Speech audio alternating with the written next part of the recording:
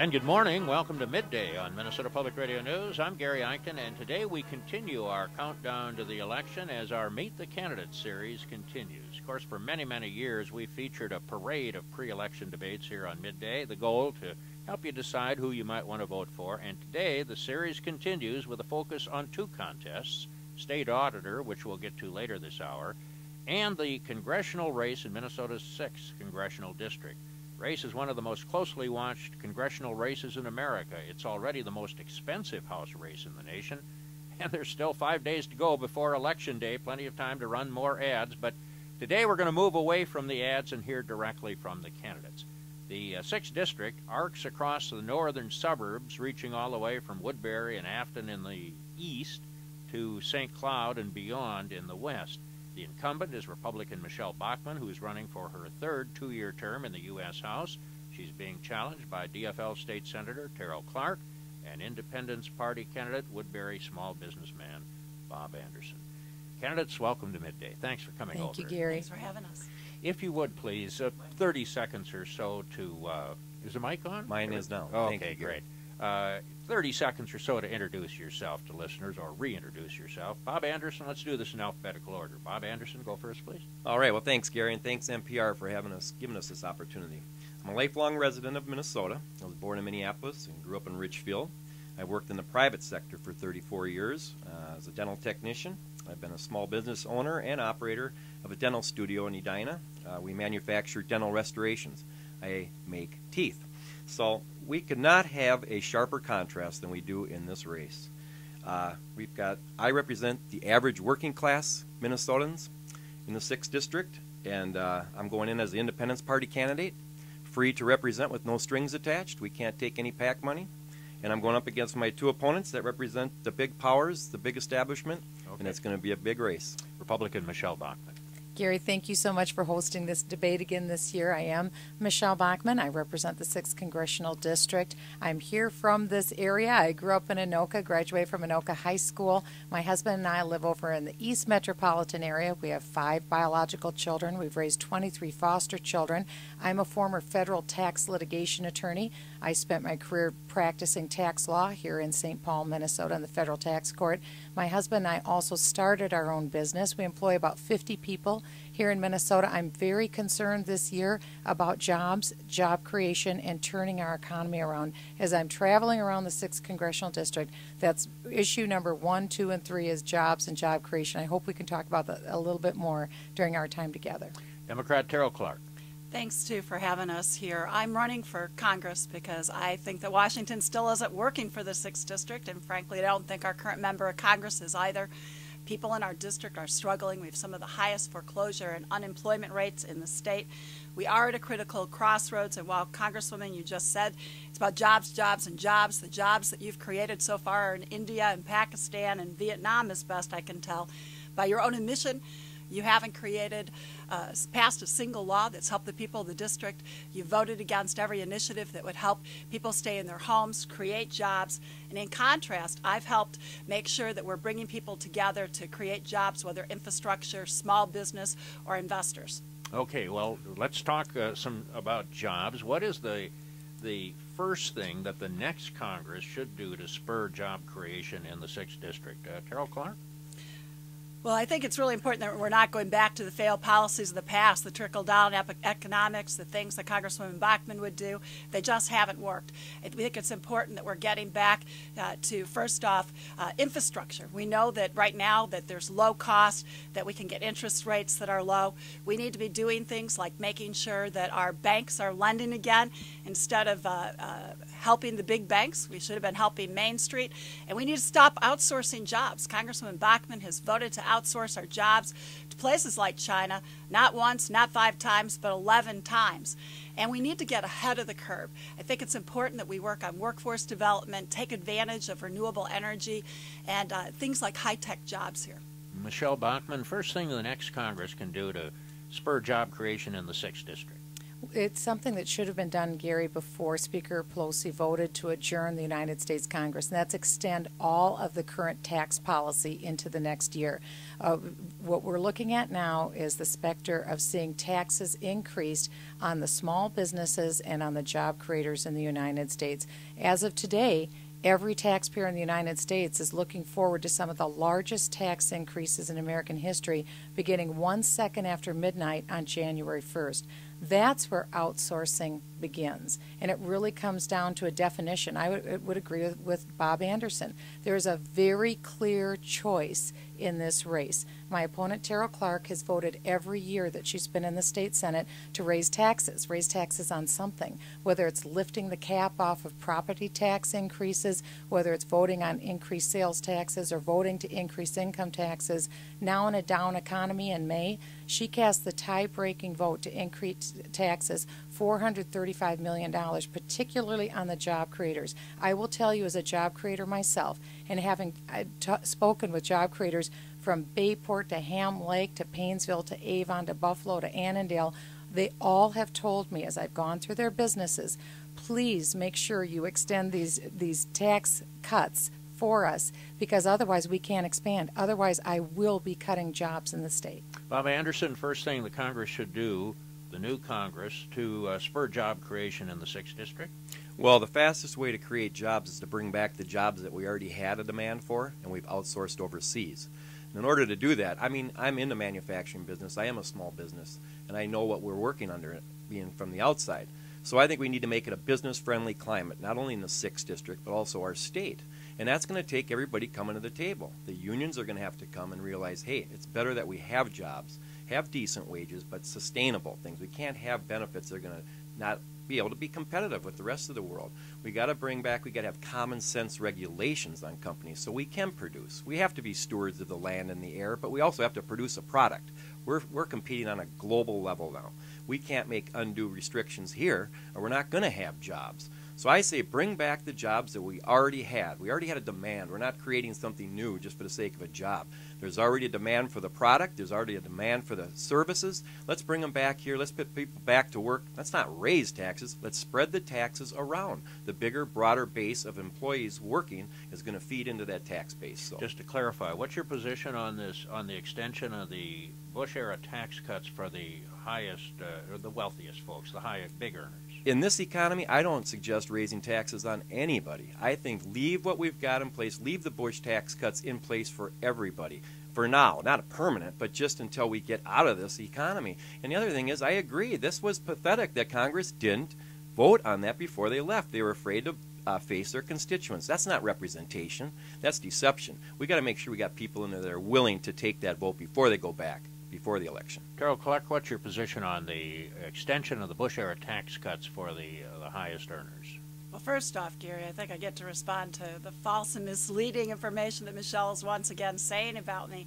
You know, I have worked hard to keep taxes down for over 97% of Minnesotans and small businesses.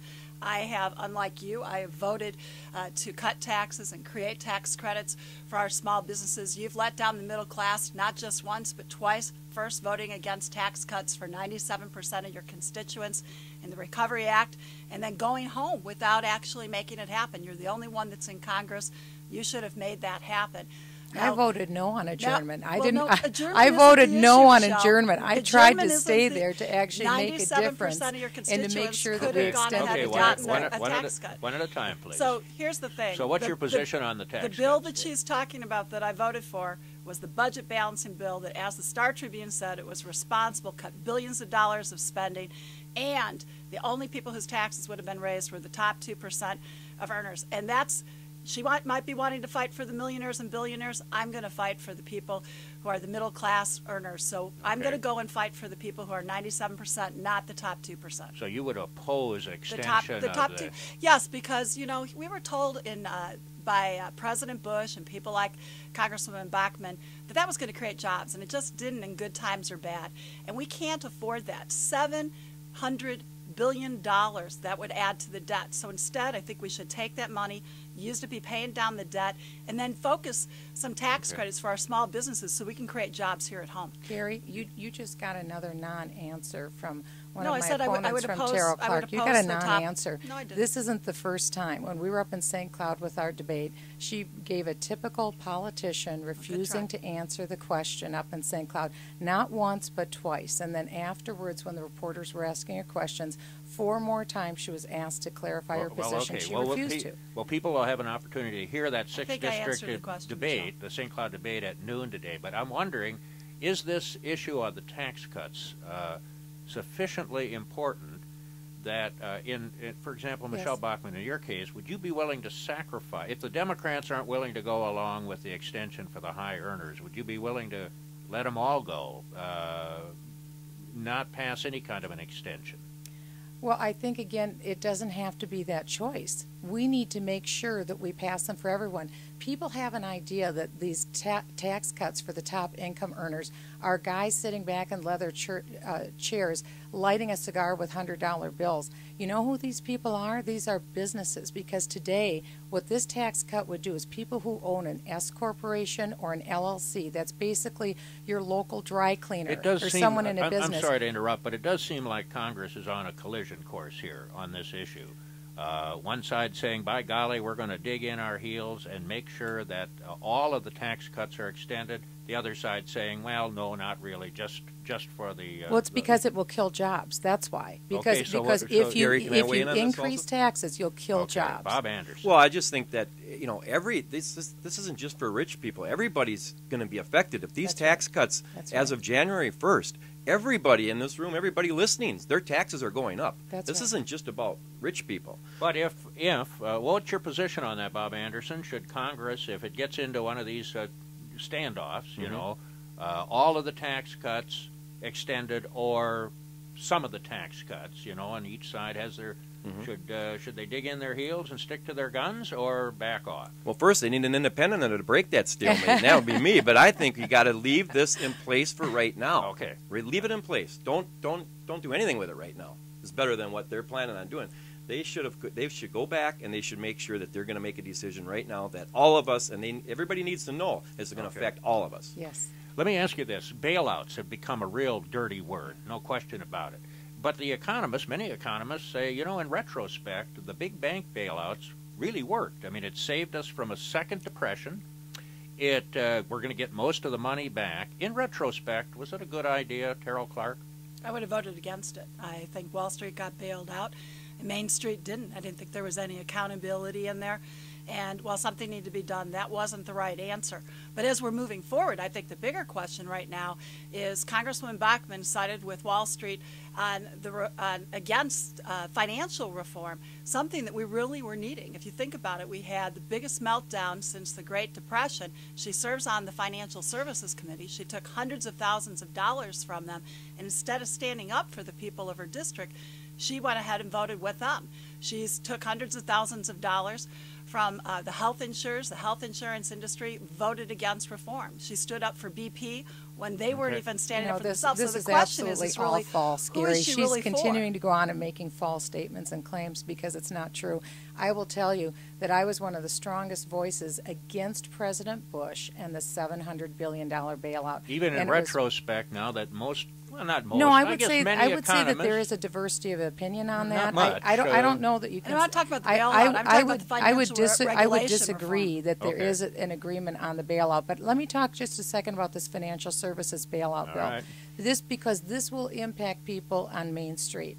And the first thing we're going to see is the end of free checking. Then we're going to see a dramatic increase on ATM fees. And the third thing we're going to see is a difficulty for average people to get loans from banks. That's what we've gotten out of that bill. It's President Obama who was the largest recipient of funds from Goldman Sachs. This was a pro-Wall Street bill. I voted against this bill. It was pro-Wall Street because Goldman Sachs wanted the bill passed. It was the big guys on Wall Street that wanted this financial services bill. So it's a great talking point from the Democrats saying that it's Republicans that are for Wall Street. But if you look at the financial contributions for campaigns, overwhelmingly 75% of the contributions are for Democrats Tarryl from Wall Clark? Street, I was not gonna say, Republicans. we're not talking about other Democrats. We're talking about you. And this And this I'm would not have a big actually, contributor. My this greatest actually would have contributor helped. are average people with less This- than this bill would make $45 sure in that- donations. I'm the candidate of the little guy. This bill will make sure that there isn't a bailout again. That if No. there is, No, if, it makes if there is a permanent meltdown bailouts Okay. going yeah. into the Time out. Let future. Bob have his chance Bob here. Anderson. You The really original question misunderstand was this if- bill. Excuse me, Bob Anderson. Yeah, the original question was about the TARP legislation. If we supported it, or we would have, how we feel now. Right. I did not support that bill. I was in the '08 election. I was asked. I would not have voted for it. But the thing is that's where I lost a lot of respect for the conservative movement, because they've always told us about our personal responsibility, and then all of a sudden they lined up lock and step all the way up on all the talk radio. We gotta support this bill. We gotta pass this bill. I lost all respect. I still Not think me. it I was a voted mistake. against She it. voted I against fought it. I against it agree, but because you I know your knew what it would conservative mean. voices out there from the morning till night are saying we have to pass this TARP. I lost a lot of respect. And for it. remember, the TARP is what allowed the federal government to buy GM and Chrysler. The government still owns GM and Chrysler. They have no exit plan to get out of it. That's really the untold story, Gary, of the last year, is the dramatic purchase by the federal government of one private industry after another. We've never seen this happen before in the history of the country. Now the government owns the largest banks in America, the largest insurance company in America, AIG, the largest car companies.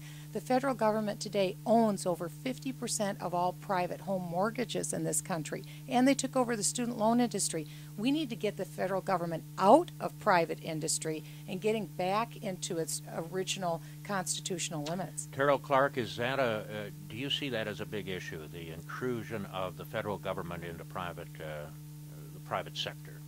I think that if we could believe Michelle's characterization, perhaps, but that's not really what happened.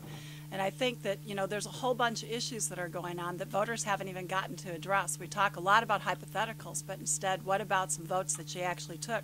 Why is she voting against our 9/11 first responders? Why did you vote to create jobs in India and Let me China? go ahead and Why'd respond you to vote that. against I'd love to foreclosure respond to that. protections five No, times? because, Why'd Gary, you vote she's against giving one veterans' false health statement care? after Now, another. just, those whoa, are whoa, issues whoa, I whoa. hear about. Please, one at a time, because people can't follow who's good. Okay, one statement. criticism, Yeah, and then we'll get a response, and then we move. Go ahead.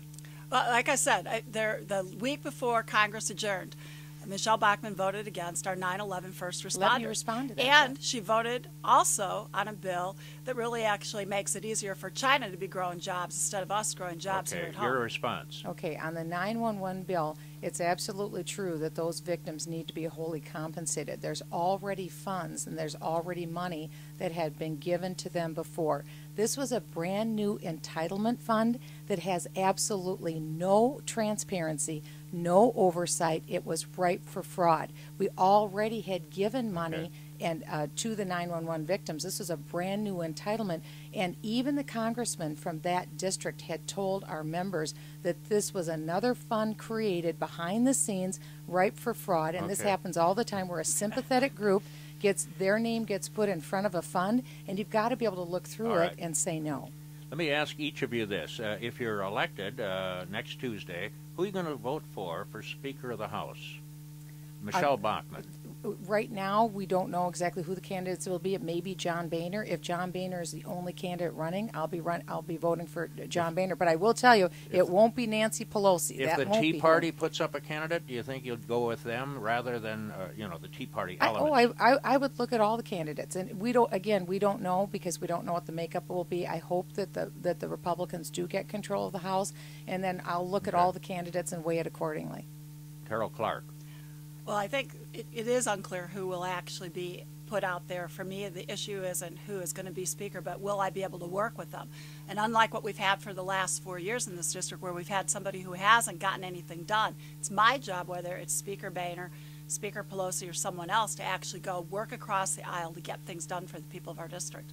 Bob Anderson. Thank God we got an independent in this race. But I will go in. I don't know either. I've not been real happy with Speaker Pelosi, but I wasn't happy with Dennis Hastert from the No, Republican side I either. wasn't So I either. would go in as an independent. I can look at the best and brightest from both sides and make my determination that way. Let me ask you about the health care law. There's been talk about efforts to repeal the health care law. I think the consensus seems to be that probably won't get too far because you'd have to overcome a presidential veto. There's also been talk, though, about blocking funding for elements of the health care law. Good idea. Bob Anderson? Well, I would not want to repeal that bill. I think there was so much time and energy and a lot of money put into putting that bill together. I would like to reform that bill and look at the good things that are in it, some of the cost containments and some of the eliminating the pre-existing conditions, and just some common sense parts of the bill that I think are going to be important to have. So block funding, or just work on I would prefer not to tweaking? block funding. I would hopefully we could all work together to put the right parts, keep the right parts in the bill, and work together to make sure that the American citizens are the ones benefiting from this. So let's keep the good parts in, and let's get rid of the bad parts. Block funding, Michele Bachmann. I would vote to repeal Obamacare, and I have another bill that I would replace it with. I would allow, we really need to attack costs, so I would let every American buy any health insurance policy they want anywhere in the country with no minimum requirements. They can buy only what they feel they need, and then let people buy it with their own tax-free money, allow them to fully deduct any excess expenses on their income tax return, and have true medical malpractice tort reform. That's the problem in healthcare, dealing with the cost issues. Let's deal with that first, because really all this bill did, it created a huge government bureaucracy. We're not getting new healthcare. We're getting a huge, manifestly inexpensive, inefficient bureaucracy, and it's something that we simply can't afford. Even the Congressional Budget Office has said this is going to be far and expensive over what the original estimates were, and already we've seen the federal government deny care for breast cancer for women because the rationing has already begun under this government takeover of health care. So you'd vote to repeal for sure. What Repeal about blocking elements? Yes, I along the would. way? Okay. Yes, I absolutely Tarryl would, Clark? because it's going to hurt people. It's going to hurt health care in this country. I think we just heard Congresswoman Bachmann's plan is the only people who have a lot of money could afford anything. And No, that's it's great just if the because opposite. all you're going to We do wanna- is we wanna be able make- we to. wanna Please, drive one at the a time. cost down. Please let All her. you're going to be able to do is deduct health care. That means you have to be able to afford to pay for it all up front. That's either the largest tax increase a family would have or the absolute biggest pay cut. The other thing is she just again said, she said this on Tuesday, no minimum mandates. That means insurers can go back to discriminate on pre-existing conditions, can say no maternity coverage. That would have been a real problem, like for a family like mine. When Doug and I were first pregnant with our oldest son, we didn't have family insurance, which meant we had to find a doctor who would pay as we went. They'd take our money as we went. We had to prepay the hospital. And what that meant was when I was in labor and they tried to give me oxygen, I literally batted them away because I knew we couldn't afford it. That's not right in America. We should be able to purchase affordable health care that you can take your kids to the doctor, you can go to the hospital when you need it, and if you're a senior, you can get the health care you need. So what I want to do is go and work on cost containment. I wasn't a big fan of the mandates. I think there's reforms that need to be happening. I've worked on these issues for the last 20 years.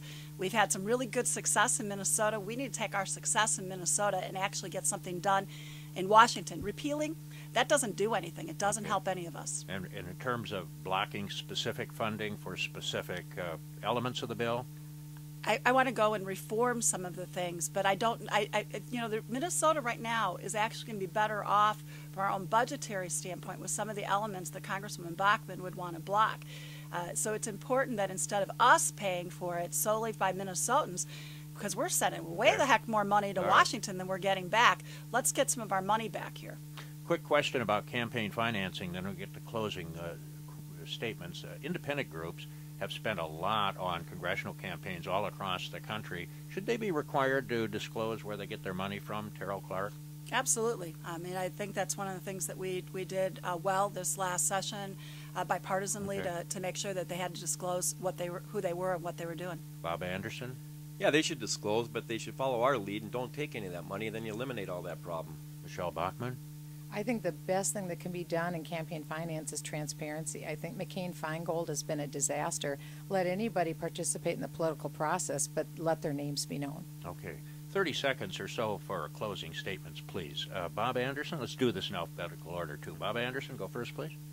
Well, I just want to thank everybody involved in putting this debate on. This is a great opportunity, and I just want to make sure everybody knows that they have a real clear choice this time. You can either go with what we've been doing. You've heard a lot of this stalemate back and forth, and I'm trying to send a clear message out there, a common sense message that us candidates should spend less, and the American people should receive more from us. And what's happening is we're spending more and more, and we're getting less and less representation. So take some common sense, look at a chance, take a chance like Bob Anderson, and bring back some common sense and get more from your representatives and have them spend less on the elections. Independence Party candidate Bob Anderson, Republican Michele Bachmann. Gary, thank you again for this opportunity today.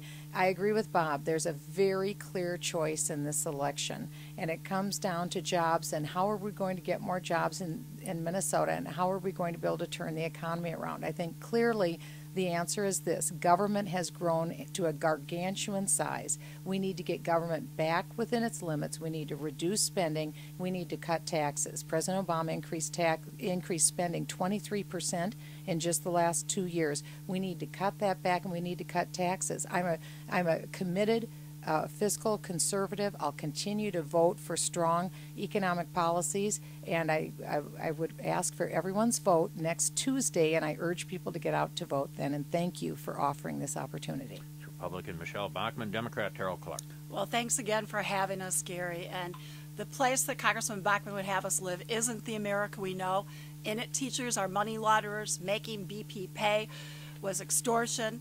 If you had your way, near retirees would be weaned off of Social Security and Medicare. Our big corporations, they'd be able to do whatever they pleased. And in it, our firefighters, our veterans, our police officers, our important projects for our district would be wasteful government spending. I don't think that's the America we want. It doesn't have to be that way.